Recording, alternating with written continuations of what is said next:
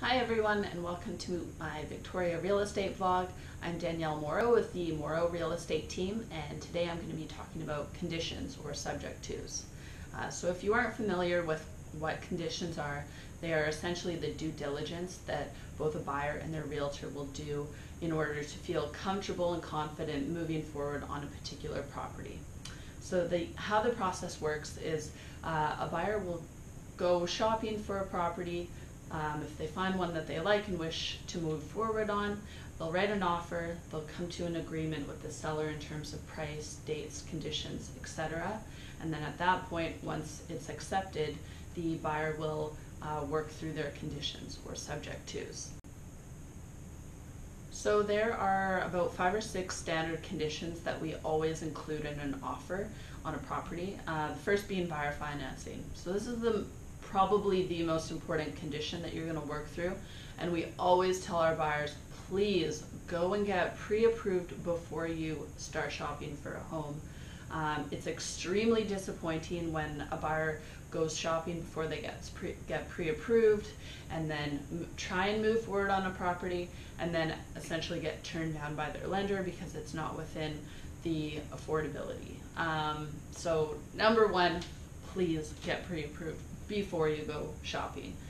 So once you come to an agreement on a property itself, then you work through your financing condition with your lender. You'll want to get approved yourself as well as the property. A lot of times with strata properties, the lender will want to review a depreciation report, strata documents, minutes, etc. to determine whether the building is healthy.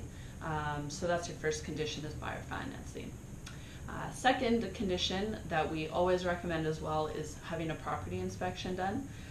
Your real estate agent can always recommend a good inspector that they use. Most realtors will use one quite often, so we'll be able to tell you whether they have a good track record and all that. Third condition that we always work through is the investigation of the title of the property. Your realtor will determine whether there is any weird charges or liens on the property. They'll investigate any easements, rights of way, restrictive covenants. So that's also a very important condition to work through. Another condition that we always work through is the review and the approval of what's called a property disclosure statement. So when the seller goes to list their property for sale, they will fill one of these documents out, and it's basically an analysis of the condition of the property, and they'll disclose whether there are any problems with the electrical system, the roof, any rodent problems, any material latent defect or a hidden defect. So the buyer will have a chance to review this document, ask any questions, and basically review and approve it.